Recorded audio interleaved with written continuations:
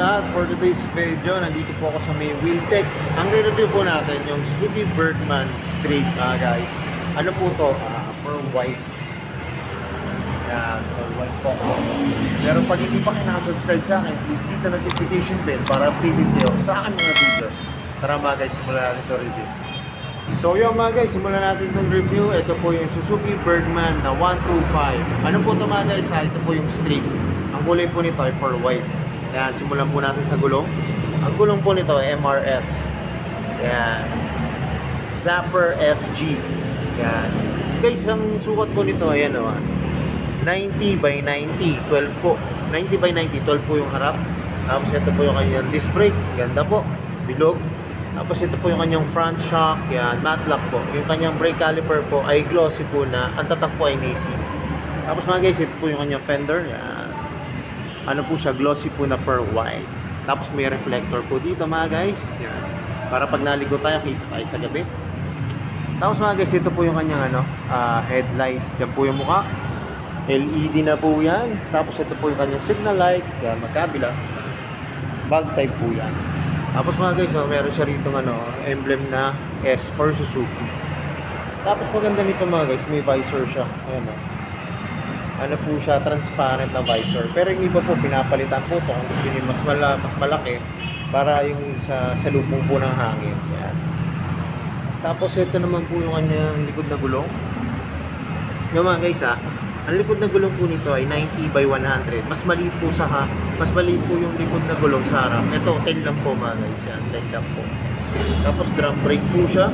Yan, drum brake. Tapos maganda dito mga guys, may kickstart siya. Yan, may kickstart po.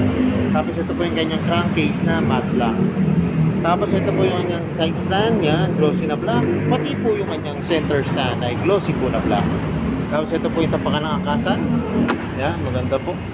Ano po siya, kulay silver po. Yan, tibay din po. Tapos ito po mga guys, yung kanyang muffler. Yan. Ano po siya, cover na cover po. Tapos yung kanyang tip, glossy po na black. Tapos ito po yung kanyang heat guard. Yan. Tapos mga guys, maganda rito, meron siyang mud guard. Yan, para sa timalsik po ng putek. Tapos ito po yung kanyang taillight. Yan. Taillight na po ay LED. Tapos ito po yung kanyang magkabilang signal light na bulb type po. Tapos mga guys, meron po siya ditong decals na Suzuki. Tapos meron po ditong reflector. Yan. Tapos meron po siyang ilaw dito sa ilalim para sa ating mga plaka. Tapos ito po yung kabitan ng ating plaka. Tapos ito po yung kanyang fender. Malaki po mga guys.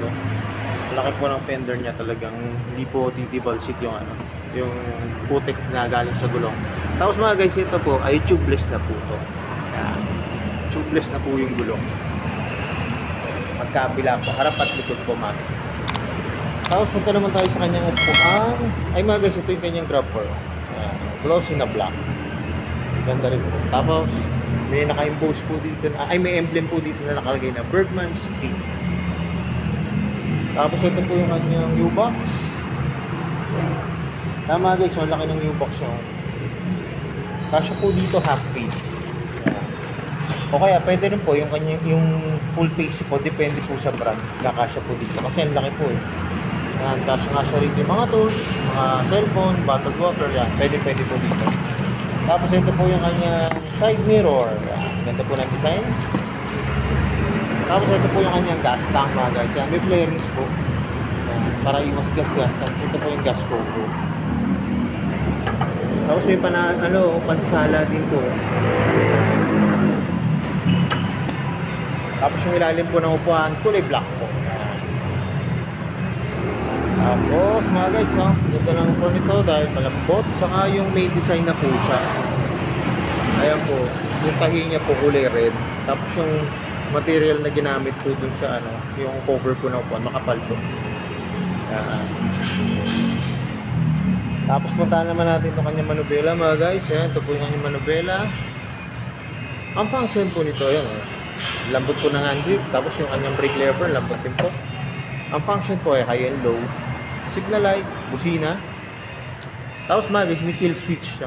Ayan. Tapos dito na rin po yung ignition niya. Ayan. Dito lang po pipindutin. Kagandahan ito mga guys, may electric start. Tapos yun nga po, meron siyang kickstart. Tapos ito po yung kanyang throttle. Yan, lambot po. Lambot ang kanyang throttle. Pati po yung kanyang brake lever. Tapos mga guys, ang maganda nito, ano na rin po siya, yan, digital yung gauge panel. Hindi lang natin ma-operate mga guys kasi wala pa po siyang battery. Yan. Tapos mga guys, ang kabilang side po nito ay may packet po siya. Kaya ang kagandahan po, may packet siya tapos may USB port. Yan, USB port siya.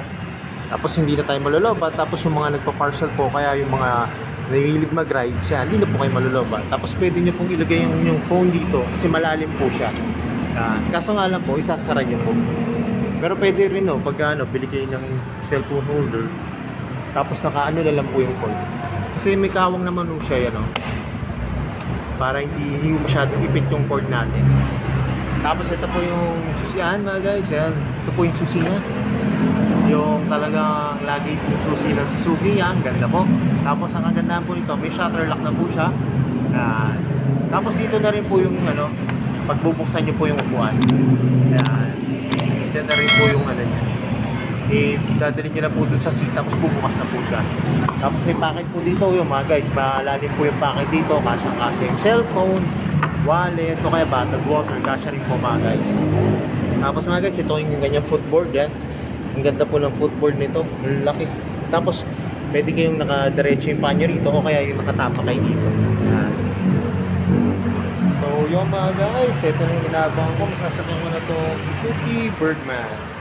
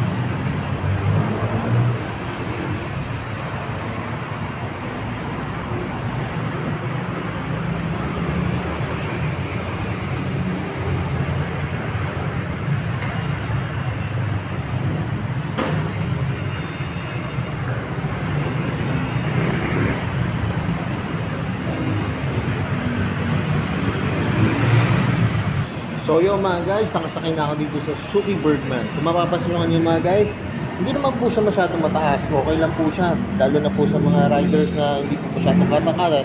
Okay lang po siya mga guys. Yung unit po, hindi rin po siya masyadong mabigat mga guys. Tapos kita nyo naman yung aking paa. Ang laki mga guys ng footboard nito. Kita nyo, sobrang laki. Pwede kayo nag-drive ng ganyan. O kaya nakatapak po na ganyan. Pwede po mga guys, ang komportable po. Tapos kung may pinamili kayo, yan mga guys, meron siyang hook dito, pwede nyo isabit dito. Yan, napaka relax nyo. Kunyari, meron na kayo nabili, yan nandyan po, pwede kayo nakaganon. Yan, okay, nakagalito ng tapak. Tapos mga guys, yung kanyang manubela, yan, napaka-komportable. Yan, saka maganda po, madali lang po yung mga function. Madali nyo pong maintindihan yung mga gamit niya mga guys. Tapos pag nagda-drive po kayo, yan, naka-upright position po kayo. Tapos mga guys, hindi ko lang nabanggit kanina, ito po pala ay may kill switch. Yan, pag binaba nyo po yung inyong side stand, yan, ganyan, mag-automatic off po siya, yan. Yan, meron po. So yung mga guys, alam ko ito na yung inaabangan nyo. Magkano ba ngayon itong Suzuki Birdman for ride? Tara, tignan na natin yung price mga guys. So yung mga guys, ito pong Suzuki Birdman. Ito na po yung kanyang, yan, ito pong kanyang cash price, 85,900. Tapos mga guys, naka-promo pa rin ng Wheeltech, piso down payment po. Tapos pag kukunin po siya ng 36 months, ito po yung magiging monthly po, 4,497 pesos. Mga guys, meron po itong promo na yung first year po na babayaran nyo, po siya, ang rebate niya po ay 500 pesos. So, ang laki po nun kasi magiging na lang po siya, 3,997 mga guys. So, pagka 500 po yung yung magiging rebate nyo. Tapos sa succeeding niya po, yung 2 to 3 years niya po, 200 na lang po. Bali magiging 4,297 pesos. Tapos ito po yung mga inclusion niya po yan. Bali po to 3 years na po yan. 3 years LTO registration, 1 year TPL insurance, 1 month MI free. Tapos may free po kayong t-shirt, sticker, and keychain po. Tapos yan po, 1 year free service mga guys. Yan, kaya kung naghahanap po kayo ng Suzuki Bergman, yan. Meron po dito pearl white, tapos meron po dito sa loob ng stock room nila yung naghahanap po ng yung maroon, matte maroon or red po. Meron din po sila dito mga guys. Yan. Kaya pasyal na po kayo dito mga guys. Ang dami pong units dito, ang dami nyo pwede pag-free ang units dito mga guys. Nasa loob lang po yung iba. Yan. Ito po yung iba pa.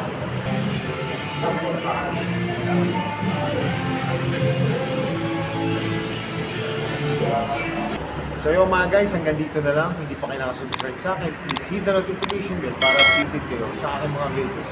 Salamat nga po pala dito sa may Wiltec, dito po sa may Barangay Tila, Santa Rosa, Laguna, at nare-review ko po yung mga motor. More sales to come, magkaya na lang yung sinasabi, ingat po palagi, ride safe always, and God bless po. Pa-liking, share na rin po ng aking mga videos. Bye-bye!